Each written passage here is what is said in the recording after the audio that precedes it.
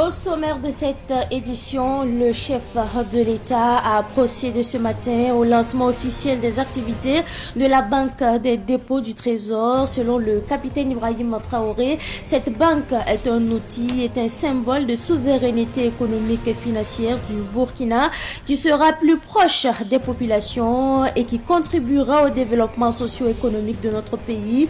Le capitaine Ibrahim Traoré a invité les Burkinabés ainsi que les opérateurs économiques à recourir à la banque du Burkina. Élément à suivre dans ce journal.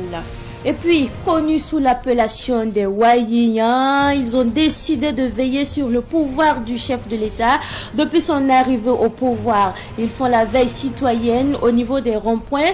Ils se sont donné pour mission de protéger le pays contre les velléités de déstabilisation de l'impérialisme, ce qui fait en tout cas penser au CDR de la Révolution. Mais est-ce que les Wayiyans ont le même objectif que les CDR?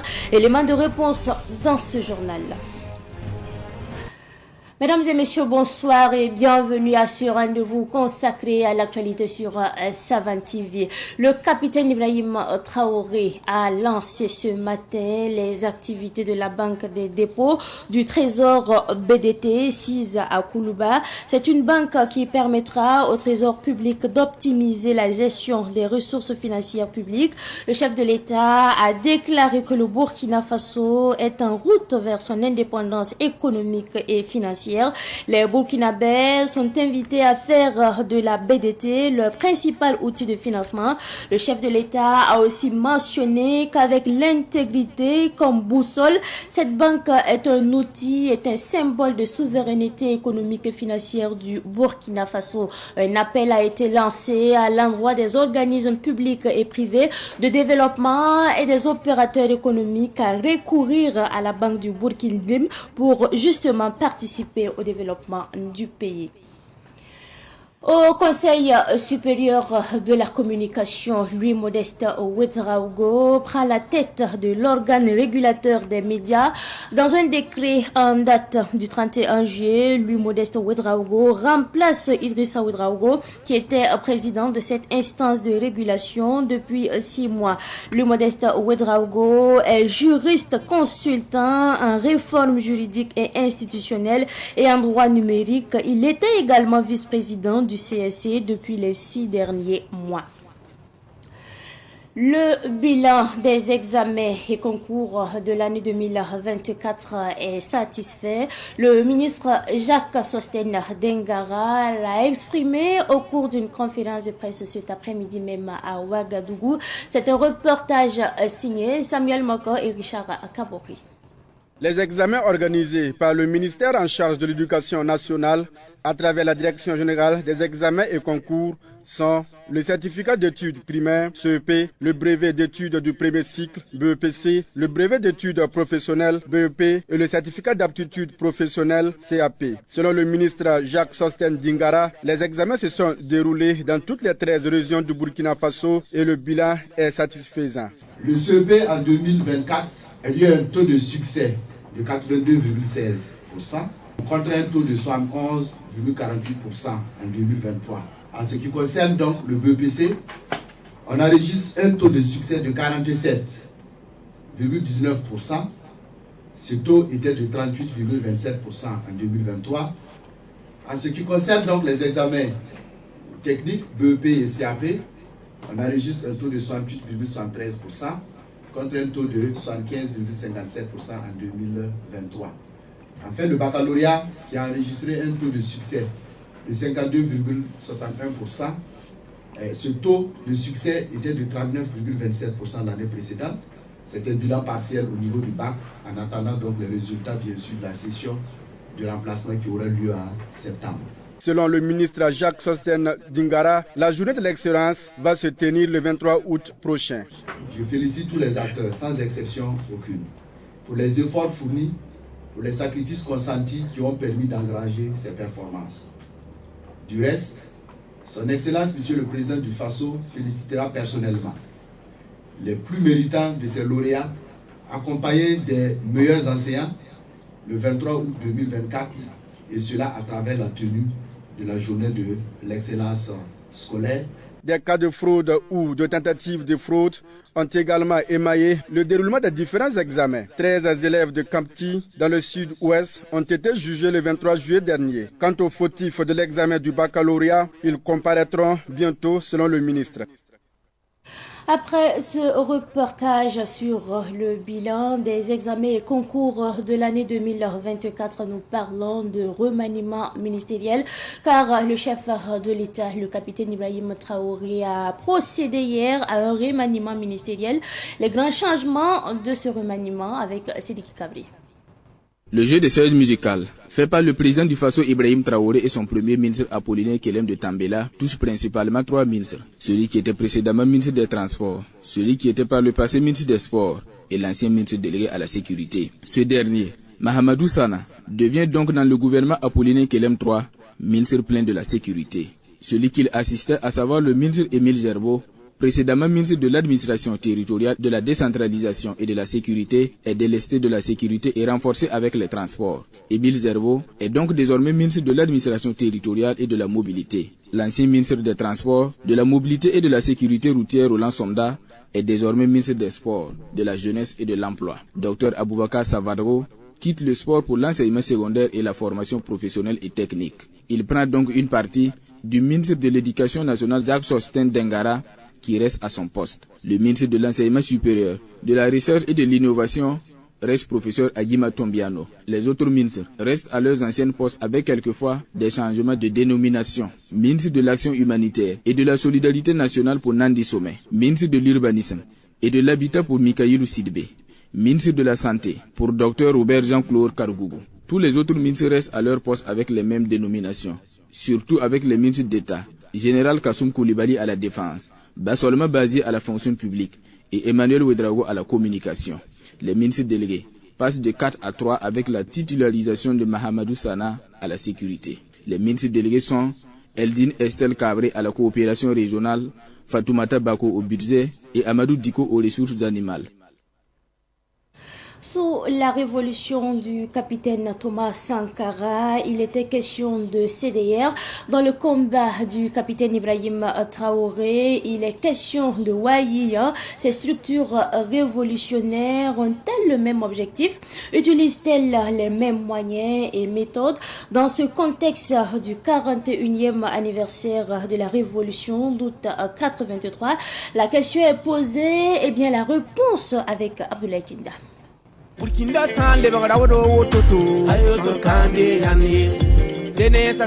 Depuis l'arrivée du capitaine Ibrahim Traoré au pouvoir, des groupes de personnes occupent les ronds-points des différentes localités, la nuit tombée, pour veiller sur le pouvoir et le protéger. Les uns et les autres ont fini par leur donner le nom Wahia. Plus d'une fois, ces Wahia se sont mobilisés et ont donné de la voix pour, disent-ils, protéger les nouvelles révolutions contre les velléités de déstabilisation de l'impérialisme français, ses valets locaux et le terrorisme. Cette ambiance fait souvent penser au comité de défense de la révolution CDR de la révolution d'août 1983. Wahia et CDR jouent-ils pour autant le même rôle? Les CDR étaient une institution décrétée. Ce décret a été décrété par le feu président Thomas Sankara. Mais aujourd'hui, les Wahia n'est pas un décret parce que c'est la majorité de la population qui s'est levée pour accompagner la transition. À travers les jours, le nom Wahia est sorti où le président du Faso l'a confirmé. Les CDR sont nés sur une initiative du Conseil national de la Révolution et les Wahia sont nés de manière volontariste. Toutes les deux structures disent soutenir le pouvoir. Par contre, les Wahia disent qu'ils ne répondent pas directement du gouvernement, mais du peuple. Les CDR obéissaient à des mots d'ordre du pouvoir et étaient suivis et évalués par rapport à ces mots d'ordre, tandis que les Wahia restent toujours dans le volontarisme. La discipline était vraiment à l'ordre du jour au niveau des CDR. La majorité œuvre dans l'inégalité, si je peux le dire, puisque nous ne sommes pas dans un cadre où on pourrait dire que nous sommes surveillés d'une part par l'autorité, où nous avons reçu des instructions de faire ceci ou de cela. Nous agissons de ce que nous pensons que ça peut accompagner la transition à être contre toute personne qui travaille à déstabiliser le Burkina Faso. En plus de la sécurité et de la protection du pouvoir révolutionnaire, les CDR luttaient contre la divagation des animaux, la coupe abusive du bois et les feux de brousse. Notre rôle est de communiquer d'une manière à donner des directives aux autorités de ce que nous voyons, qui peut être bien pour la nation. Aussi de dire à les apatrides, tous ceux qui sont contre la transition, de se mettre à l'écart parce que nous sommes une génération qui a compris l'imposition qui nous a été imposée depuis le temps colonial jusqu'à aujourd'hui, où nous sommes contre cela. Voilà. Donc c'est une guerre de communication que les Wanyans font aujourd'hui. Les Wanyans sont surtout mobilisés sur la sécurité. C'est vrai, c'est ça qui est aujourd'hui la priorité des priorités. Mais au niveau des CDR, il n'y avait pas que la sécurité. Les CDR géographiques faisaient des patrouilles dans les quartiers et dans les secteurs et luttaient même contre la divagation des animaux et même les opérations mana-mana. Dans tous les cas, il y a beaucoup de similitudes entre les deux types d'organisations. Les deux rôles se ressemblent, mais pas les mêmes réalisations sur le terrain. Nous faisons que la veille citoyenne. Donc, au temps des CDR, ils ont reçu des instructions bien données.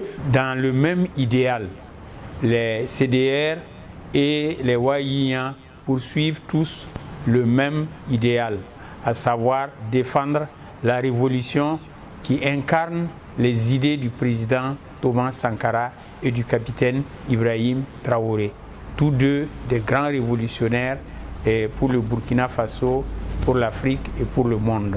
L'ancien CDR et haut commissaire sous la révolution de Thomas Sankara propose que les Wanyans soient encadrés et formés à travers des veillées débats et des conférences publiques. Pour mieux tirer profit des Wanyans, il serait bon qu'une structure d'encadrement des Wanyans soit créée, soit rattachée au premier ministère ou soit rattachée à la présidence du Faso. Les Wanyans gagneraient à être structurés un peu à l'image des CDR. On peut ne pas reprendre la même organisation, mais on peut s'inspirer pour mieux faire. Mais que ce soit des structures permanentes de jour et de nuit auxquelles la révolution du MPSR fait appel et qui conduit les choses comme le pouvoir le veut et vraiment au bonheur de tout le monde. Il faut les réorganiser, pourquoi pas, et élever le niveau en leur sein. En attendant, les anciens CDR et les Wanyans invitent le peuple burkinabé à accompagner les initiatives du capitaine Ibrahim Traoré et de son gouvernement pour la poursuite de la révolution que le capitaine Thomas Sankara a entamée en 1983. La patrie ou la mort, nous vaincrons. La patrie ou la mort, nous vaincrons. Ton tengaïnga, ton sakakoum la natonre.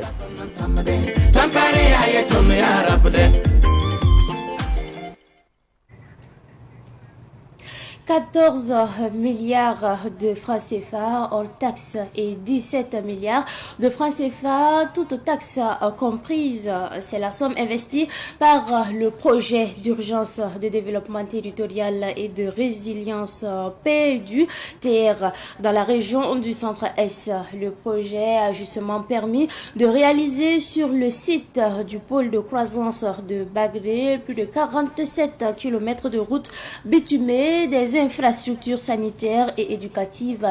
Ces infrastructures ont été justement présentées à la presse lors d'une caravane de presse dans la région du centre-est le 31 juillet dernier. On fait le point avec nos reporters. Il s'agit là de Yacouba Kiamtore et Daouda Yameko. Le PUDTR, projet de développement territorial et résilience, a réalisé 47 km de routes bitumées sur le site du pôle de croissance de Bagré, dans la région du Centre-Est. Dans cette commune de Bagré, le projet a permis de bitumer la route nationale numéro 9 reliant Bagré à Dendeogo, la bretelle numéro 1 connectant Bagré village à Bagré ville, et la bretelle numéro 2 reliant Bagré Pôle à Bagré Ville. Sur l'ensemble des tronçons, 24 aires de stationnement ont été réalisées, soit 12 sur la route régionale numéro 9, 4 sur la bretelle numéro 1, 8 sur la bretelle numéro 2. Toutes ces réalisations sont financées par le gouvernement burkinabé avec l'appui de la Banque mondiale à hauteur de 14 milliards de francs CFA hors taxes et 17 milliards de francs CFA, toutes taxes confondues. Il faut dire que dans ce projet, on a 3 routes à ce niveau. On a 2 bretelles avec la route principale, qui est la route régionale numéro 9, qui relie Bagré à Dendego. Et la bretelle numéro 1 qui relie Bagré village à Bagré ville. Et la bretelle numéro 2 qui relie Bagré Pôle à Bagré ville. Il faut dire que la longueur totale du projet fait 48 km.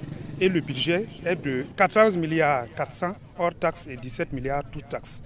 Ces réalisations du PUDTR visent à désenclaver la région du Centre-Est et à renforcer l'accès aux infrastructures sociales de base. Selon Augustin Tiendre-Beogo, directeur de l'aménagement et du maintien des infrastructures de Bagré Pôle, la construction de ces routes permet de faciliter le transport des produits issus du pôle de croissance vers les zones de commercialisation. La construction de ces routes-là permet de faciliter le transport des produits issus du pôle de croissance vers les zones de commercialisation et de consommation. Il y a eu 24 km de réseaux d'assainissement qui ont été construits, des caniveaux, des cunettes, voilà, et des fossés bétonnés. Et tout ça, ça participe à l'assainissement longitudinal. Maintenant, pour ce qui est du réseau des drainages, on a une 50aine d'ouvrages qui ont été construits ou soit élargis selon la section de la route conforme.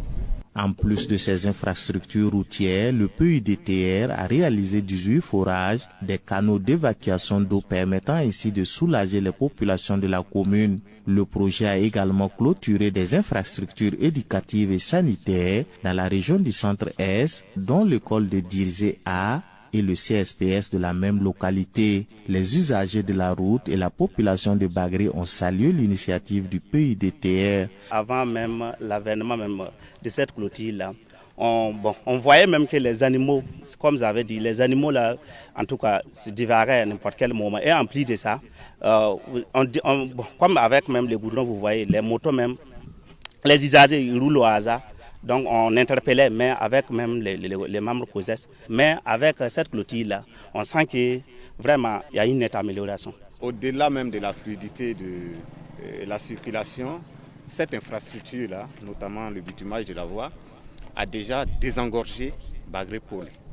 Je vais dire, avant, pour avoir accès à Bagré Pôle, on passait forcément par Tenkodougou. Et on s'est rendu compte qu'après l'intervention du PUDTR, à travers donc le bitumage de la voie, il y a un autre accès que d'aucuns même qualifient de plus facile en passant par la voie de Zabré-Manga.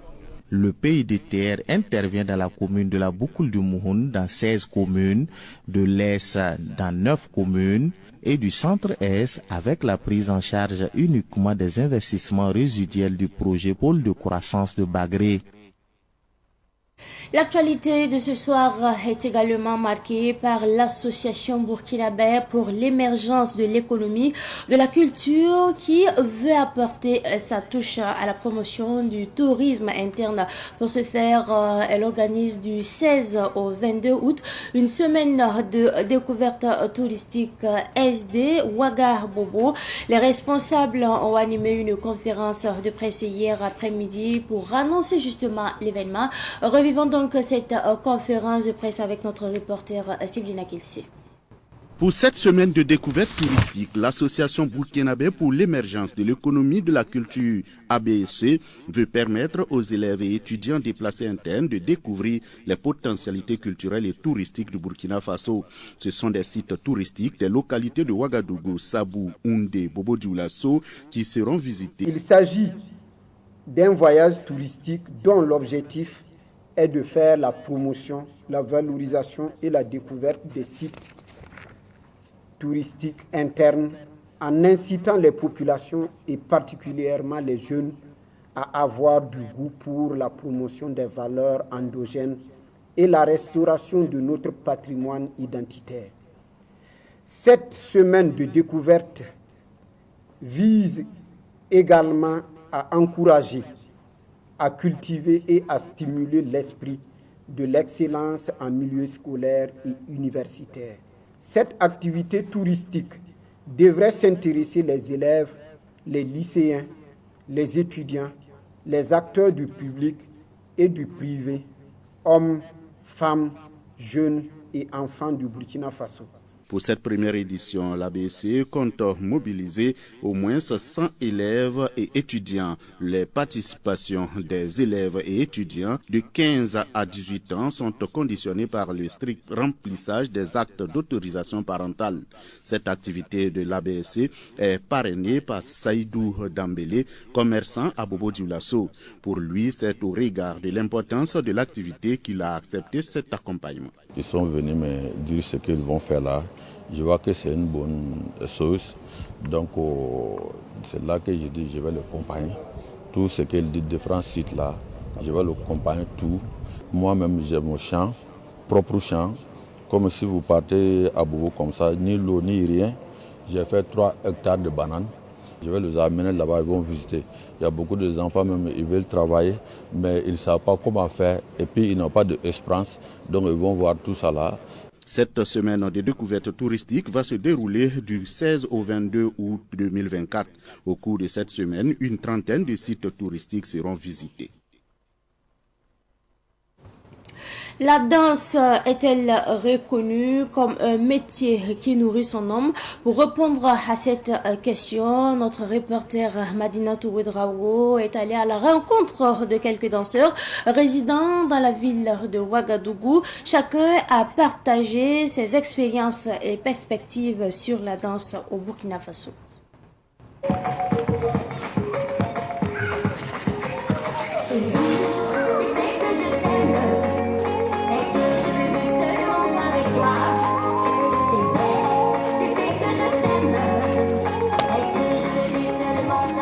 La danse accompagne la musique.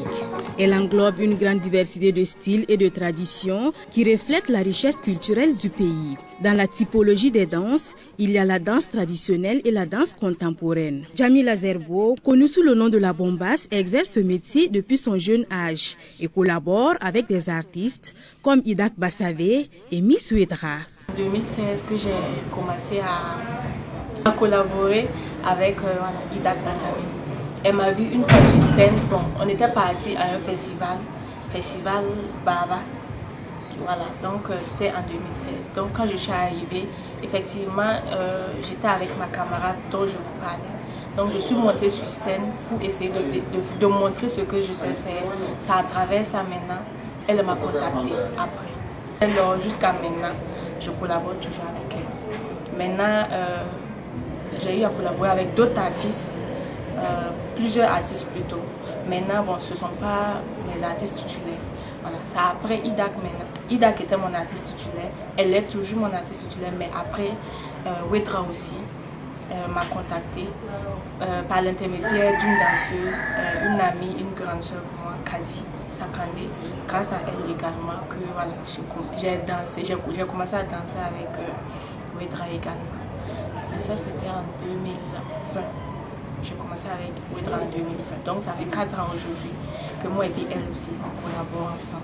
Draman Traoré Diramzi, danseur et coach de danse, évolue dans ce milieu depuis plus de 2 décennies. Depuis la Côte d'Ivoire, dans des petites compétitions, c'est au Burkina Faso ici, quand je suis revenu ici, que j'ai essayé de professionnaliser ça un peu. Et c'est ça qui fait que voilà, aujourd'hui on est là-dedans, quoi. Avec les artistes, ça se passe bien. Parfois, il arrive des moments où il y a des petites mésententes, mais au finish, on finit par se comprendre. Mais c'est pas facile, c'est pas facile. Parfois la danse aussi, il faut essayer de virer sur certaines choses. Parce que c'est vrai qu'il y a le professionnalisme qui est là, mais on essaie par exemple, actuellement, on est en train d'apprendre aux enfants comment danser les techniques de danse, tout ça. Et du coup, c'est pour leur permettre aussi de s'amuser, se divertir, s'épanouir pendant les vacances. Voilà, donc nous, c'est pour aussi, on est coach aussi, on fait de l'aérobic, tout ça, c'est pour permettre aux gens de perdre un peu de forme, d'être bien, de garder toujours la forme, d'être toujours en bonne santé. Comme dans de nombreuses autres professions artistiques, les danseurs burkinabés rencontrent des difficultés. Des difficultés parce qu'on en croise pas mal. Parce que déjà, au Burkina Faso, c'est très difficile de pouvoir vraiment réussir dans la culture. Parce que ici, les Burkinabés même voient ça déjà mal, déjà quelqu'un qui prend la danse comme un travail. Donc du coup, c'est d'abord très difficile. Et puis, on a beaucoup de problèmes, même avec les artistes souvent, les artistes chanteurs. Souvent, les cachets sont faibles. Voilà, on essaie de gérer, mais on essaie de gérer ça. Bien que passionné par la danse, Dramane Traoré souligne que ce métier ne permet pas de subvenir à ses besoins. En fait, dit-il, la danse n'est pas valorisée au Burkina. Ça ne nourrit pas en tant que tel. Moi, par exemple, je fais la danse contemporaine aussi, où je suis dans une compagnie, dans des compagnies de danse, où parfois on fait des voyages. Et du coup, c'est pas seulement avec les artistes, en fait. Voilà, c'est pas seulement avec les artistes. Et je suis dans une compagnie de danse où je fais la danse contemporaine, la danse traditionnelle, l'afro, voilà, un peu du tout. Et c'est pas seulement avec les artistes qui fait que voilà, ça va légèrement, on peut dire, mais on veut vraiment que cela finisse, on veut vraiment nourrir de ce fruit qu'on fait. Parce que c'est pas facile. Que faire pour changer cette situation? À l'artiste, s'il n'y a pas de danseur, ça ne peut pas aller, on se complète de ce côté-là. Et déjà, nous, on veut avoir vraiment au BBDA déjà, on veut avoir des subventions, des trucs pour nous aider au fait. J'aimerais, c'est que les artistes n'ont qu'à essayer de nous valoriser. Voilà, en tant que danseurs. On sait que sans les artistes, nous ne sommes rien, mais d'une part aussi, ça compense, parce que c'est les danseurs également qui font la beauté de votre travail. Donc, essayez, si vous pouvez, d'essayer de nous comprendre et de nous valoriser pour qu'on vive de ce tard au fait, parce que c'est pas parce qu'on le fait parce que voilà, il n'y a pas autre boulot, non. On le fait par amour d'abord et puis on vit de ça également. Dans tous les cas, les danseurs burkinabés ne baissent pas les bras. Dramane Traoré aspire à devenir un grand chorégraphe. Son collègue, Jamila Zerbo, a des ambitions différentes. La danse, c'est une écriture, c'est une lecture. Donc du coup, moi, mon rêve déjà, c'est de devenir un jour un grand chorégraphe qui organise des festivals, des grands cours de danse. Vous voyez, non, donc c'est un peu ça, quoi. C'est un peu ça, voilà. J'aime la danse, oui, j'ai adopté la danse, c'est une passion pour moi, mais pour moi, en tout cas, généralement, je ne veux pas continuer. Pourquoi j'ai dit ça? Parce que j'ai d'autres objectifs devant, j'ai d'autres visions devant. Donc, c'est juste faire, juste vivre ma passion pendant un temps et puis voilà quoi. Et puis marquer mon temps également. Et puis laisser la place également à mes petites sœurs qui vont venir après. Les danseurs lancent un cri de cœur au gouvernement actuel pour reconnaître la danse comme les autres formes d'art, afin de bénéficier du même soutien et de la même reconnaissance. Tu sais que je t'aime et que je veux vivre seulement avec toi. Avant de se dire au revoir, un mot sur le patriotisme. Le patriotisme n'est pas un slogan creux, mais une vision, une méthode et un engagement. C'est pourquoi un citoyen sans patriotisme est un arbre sans sève. Alors cultivons le patriotisme dans nos faits et gestes. Mais c'est tout pour cette édition du soir que j'ai pris d'ailleurs du plaisir à vous présenter. Merci à vous pour votre constante fidélité. Excellente suite de programmes accompagnés bien sûr de la télévision des nouvelles idées.